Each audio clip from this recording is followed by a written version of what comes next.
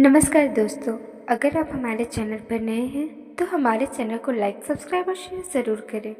दोस्तों, आज की इस कहानी में आप सभी का स्वागत है। मेरा नाम रज़िया है। पापा के अचानक गुजर जाने के बाद हमारे घर की हालत बहुत ख़राब हो गई थी।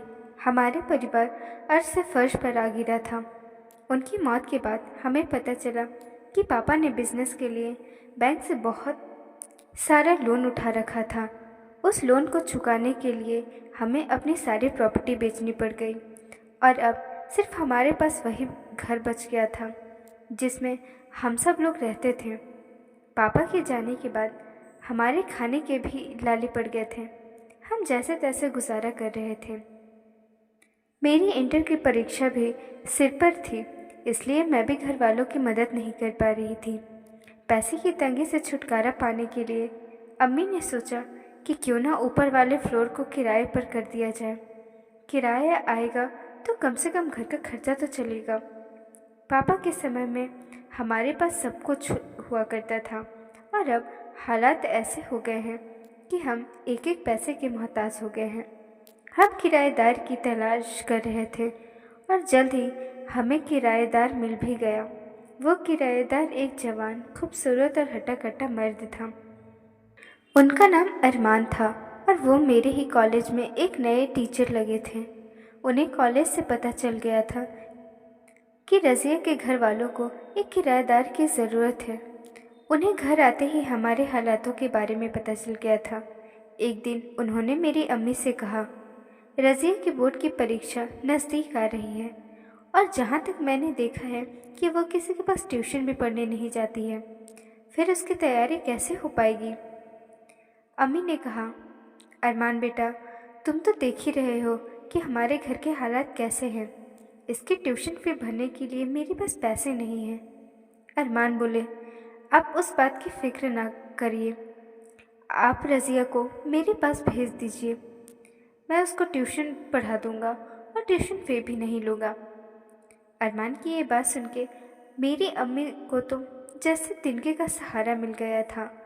अम्मी ने कहा, शुक्रिया बेटा, मैं आज से ही रज़िया को तुम्हारे पास पढ़ने के लिए भेज दूंगी। मैं उसी शाम से उनके पास पढ़ने के लिए जा रही थी। कुछ दिन तो सब ठीक चलता रहा। वो मुझे बहुत मन से पढ़ा रहे थे, पर एक महीने बाद कुछ ऐसा हुआ जो मेरी समझ से बाहर था। मैं कॉलेज से वापस आते ही उनके पास पढ़ने के लिए चली जाती थी, लेकिन मैं जैसे ही अपनी किताब खोलती थी, किताब में से एक खुशबू आती थी जिसे सूंघकर मैं बेहोश हो जाती थी। जब मुझे होश आता था तो मेरे कपड़े इधर उधर होते थे और मुझे दर्द भी होता था। इस सब के बाद भी वो मुझसे एक गिलास जूस देते थे जिसे पीकर मैं ठीक हो जाती थी। वो मुझसे कहते थे कि रज़िया, अपने खाने पीने का ध्यान रखा करो। तुम बहुत कमज़ोर हो गई हो, इसलिए शायद तुम्हें चक्कर आ जाते हैं और तुम बेहोश हो जाती हो। और हाँ, ये बात अपनी अम्मी से मत कहना, नहीं तो वो बेवजह परेशान हो जाएंगी। वैसे भी तुम्हारी अम्मी अभी बहुत मुश्किलों से गुजर रही हैं। तुम उनकी परेशानी और मत बढ़ाना। मैं तुम्हें रोज़ एक गिलास दूध बना कर दे दिया करूँगा, जिससे तुम जल्दी ठीक हो जाओगी और तुम्हारी कमज़ोरी भी दूर हो जाएगी। काफ़ी दिनों तक तो ऐसे ही चलता रहा। मैं रोज़ उनके पास ट्यूशन पढ़ने जाती थी और किताब खोलते ही बेहोश हो जाती थी। जब मुझे होश आता था तो मेरे पूरे बदन में दर्द हो रहा होता था। अब मैं भी सबसे तंग आ चुकी थी। फिर एक दिन मैंने वहाँ रखी किताब खोली ही नहीं और बेहोश होने का नाटक करने लगी। उसके बाद जो मेरे साथ हुआ उसे सोचकर मेरी रूह आज भी कांप जाती है। उस वक्त मैं सिर्फ 18 साल की थी और मेरी इंटर की परीक्षा होने वाली थी। हम अमीर परिवार से थे। मेरे परिवार में मेरी अम्मी, अब्बू और एक छोटा भाई था। हमारे पास किसी भी चीज़ की कमी नहीं थी और सब कुछ अच्छा चल रहा था। पर कहते हैं ना कि बुरे वक्त कभी भी आ सकता है। हमारी ज़िंदगी में भी बुरा वक्त आया और उस बुरे वक्त ने हमारे अब्बू को हमसे छीन लिया। उनके जाने के बाद उनके पार्टनर ने धोखे से उनका सारा बिजनेस हड़प लिया और सारा बैंक लोन जो पापा के नाम से था वो भी नहीं चुकाया। समय से लोन ना चुका पाने की वजह से बैंक वालों ने मेरी अम्मी को परेशान करने लगे थे। मेरी अम्मी जिससे भी मदद मांगने जाती थी वो उनका फ़ायदा उठाने की कोशिश करता था। यहाँ तक कि हमारे मामा मामी और चाचा चाची भी हमारी मदद करने से मना कर दिया था। बड़ी अम्मी ने तो हमारा फ़ोन उठाना भी बंद कर दिया था और ना ही बड़े अब्बू को उठाने देती थी।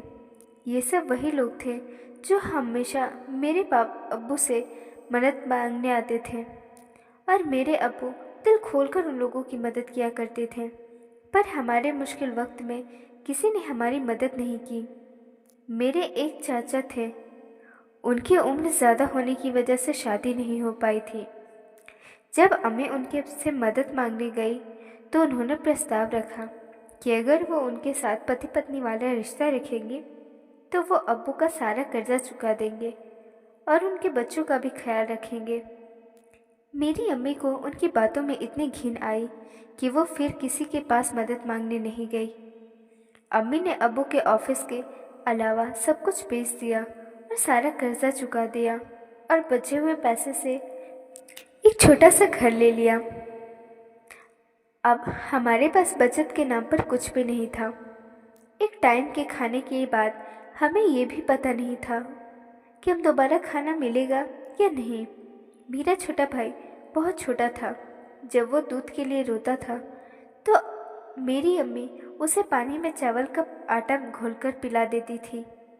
हमारे बहुत ही बुरे दिन आ गए थे। जब मम्मी को लगा कि ऐसे गुजारा नहीं हो पाएगा तो उन्होंने कोई काम धंधा करने की सोची। बहुत हाथ पैर मारने के बाद उनको एक अस्पताल में रिसेप्शनिस्ट की जॉब मिली, पर उनकी सैलरी इतनी नहीं थी कि हमारे सारे खर्चे निकल सके। अम्मी जैसे तैसे मेरे स्कूल की फ़ी तो भर देती थी, पर ट्यूशन की फ़ी ना भर पाने की वजह से ट्यूशन टीचर ने मुझे क्लास में से बाहर निकाल दिया। एक दिन मेरी एक पड़ोसन ने मेरी अम्मी को सलाह दी कि क्यों ना आप अपने घर का ऊपर वाला फ्लोर किराए पर उठा दो, इसलिए आपको 4 पैसे भी मिल जाएंगे। मेरी अम्मी को उनकी ये बात बहुत अच्छी लगी और उन्होंने घर के बाहर किराए का बोर्ड टांग दिया। उसी दौरान मेरी मुलाकात मेरे एक सीनियर अरहम से हुई। क्योंकि मेरा ट्यूशन जाना बंद हो गया था तो मेरी मैम ने ही कहा था कि जब तक तुम दोबारा ट्यूशन शुरू नहीं करती तब तक अरहम से ही प्रॉब्लम्स पूछ लिया करो। ऐसे ही हमारी बात शुरू हो गई थी और फिर हम अच्छे दोस्त बन गए। कुछ दिनों बाद हमारी क्लास टीचर अमृता मैम अपने मैटरनिटी लीव पर चली गई और उनकी जगह पे एक नए क्लास टीचर आए। उनका नाम अरमान था। जब मैं पहली बार उनसे मिली तो मुझे उनका स्वभाव बहुत अच्छा लगा था। वो इतने खुशमिजाज थे कि कोई भी उन पर आसानी से भरोसा कर लेता था। एक बार उन्होंने हमारी क्लास में कहा था कि वो इस शहर में नए आए हैं और उन्हें घर ढूंढने में बहुत ही परेशानी हो रही है। उनकी ये बात सुनकर मुझे याद आया कि हमारे घर में भी एक किराएदार की ज़रूरत है, तो क्यों ना मैं अपने टीचर को ही अपने घर का किराएदार बना दूं। यही सोचकर मैंने उन्हें अपने घर का पता दे दिया और शाम को घर आने के लिए बोला। जब यह बात अरहम को पता चली तो उसने ऐतराज़ जताते हुए कहा कि रज़िया, तुम और तुम्हारी अम्मी घर में अकेले रहते हो। तुम जवान हो और तुम्हारी अम्मी भी ज़्यादा बूढ़ी नहीं हुई है। ऐसे में तुम लोग एक जवान लड़के को अपने घर में किराएदार कैसे रख सकते हो, और वो भी तब जब तुम उस लड़के को बिल्कुल नहीं जानती। जब तक अरहम की बात मुझे समझ आती तब तक बहुत देर हो चुकी थी और अरमान सर हमारे घर आ चुके थे।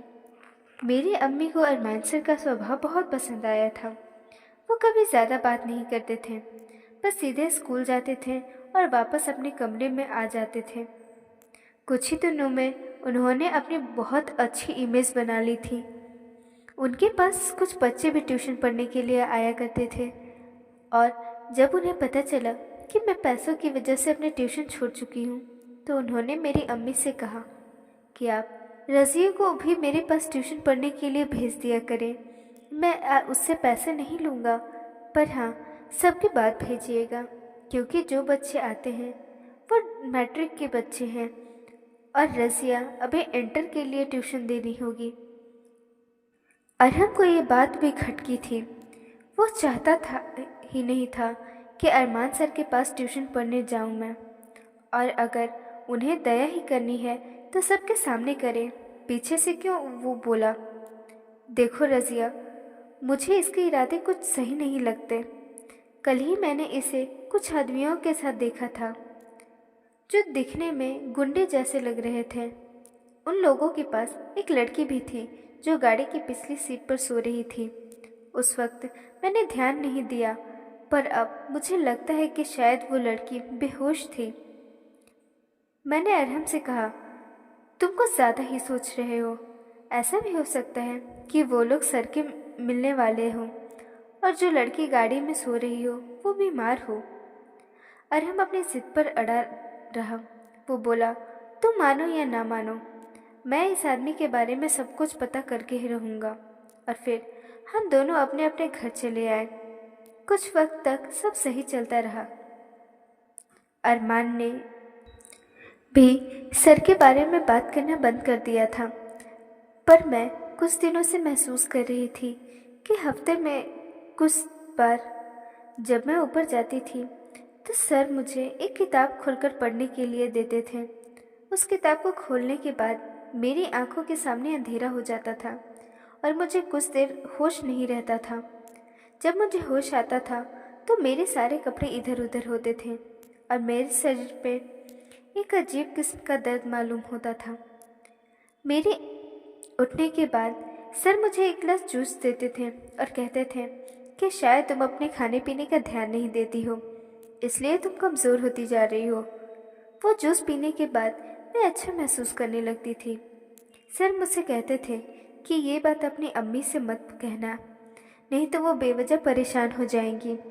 वैसे भी तुम्हारी अम्मी अभी बहुत मुश्किलों से गुजर रही है, तुम उनकी परेशानी का कारण मत बनो, उनकी परेशानी और मत बढ़ाना। मैंने सर की बात मानकर अपनी अम्मी को कुछ भी नहीं बताया, पर अब मुझसे ये सब सहन नहीं हो पा रहा था। मुझे अपने स्कूल से ज़्यादा सर के पास जाने की जल्दी रहती थी। मुझे पता था कि मेरे साथ कुछ गलत हो रहा है, पर मुझे इसके बाद जो सुकून मिलता था मैं उसके लिए तड़पने लगी थी।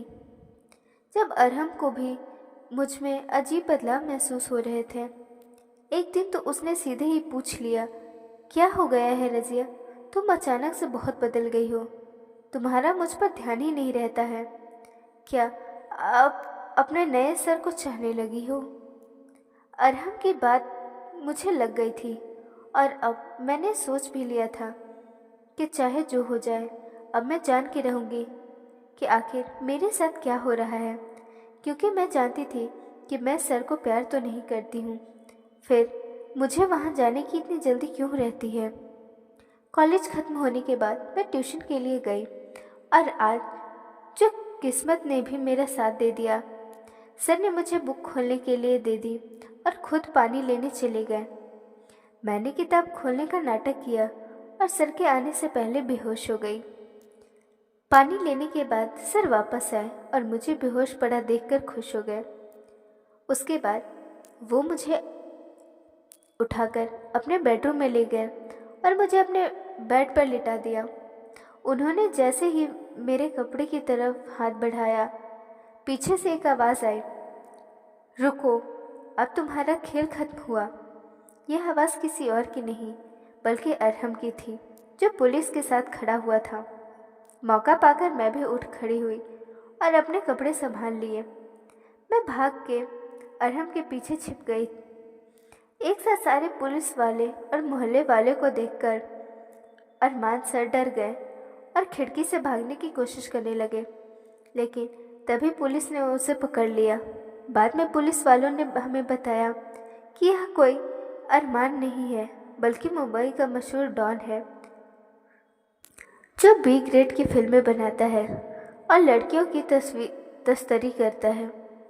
ये हर शहर में एक नया नाम और नया रूप लेकर जाता है, कभी डॉक्टर बनकर, कभी टीचर बनकर, तो कभी ज़रूरतमंद लोगों की भलाई करने के नाम पर उनकी बच्चियों को किसी न किसी बहाने से अपने पास बुलाता है। ये उन बच्चियों को नशीली दवाइयाँ देकर बेहोश कर देता है और फिर उनके साथ गंदा काम करके उसकी फिल्म बनाकर बेचता है। और कभी कभी तो अच्छा ग्राहक मिलने पर पूरी की पूरी लड़की ही बेच कर भाग जाता है। ये हर शहर में एक नया क्राइम करता है और फिर वहाँ से भाग जाता है। इसने न जाने कितनी मासूमों की ज़िंदगी बर्बाद की है। मेरी अम्मी को जब अरमान की सच्चाई पता चली तो वो रोने लगी और बोली, अब मेरी बेटी से कौन निकाह करेगा? इसने मेरी बेटी की ज़िंदगी बर्बाद कर दी। अम्मी को रोते हुए देखकर अरहम आगे आया और मेरा हाथ थामकर अम्मी से बोला, आप चिंता मत कीजिए, मैं कभी भी रज़िया को अकेला नहीं छोड़ूंगा। इसमें इसकी कोई गलती नहीं है। ये एक हादसा है जो किसी के साथ भी हो सकता है। मेरी अम्मी ने अरहम से पूछा, बेटा तुम्हें कैसे पता चला कि रज़िया खतरे में है? अरहम बोला, आंटी मुझे इस आदमी पर बहुत पहले से ही शक था और जब मैं रज़िया से मिलने स्कूल पहुंचा तो मैंने इसे उन्हीं 3 लोगों के सामने हाथ जोड़कर गिड़गिड़ाते हुए देखा। ये कह रहा था कि मैं कैसे भी करके आज डिलीवरी कर दूंगा और इसने इसी घर का एड्रेस भी दिया था। बस मैं तुरंत ही पुलिस स्टेशन पहुंच गया और पुलिस वालों को सब कुछ बता दिया। इस हादसे को हुए तकरीबन 6 साल हो चुके हैं और मेरी और अरहम की शादी भी हो चुकी है। अब हम दोनों अपनी ज़िंदगी में बहुत खुश हैं। तो दोस्तों, आपको यह कहानी कैसी लगी कमेंट में ज़रूर बताएं।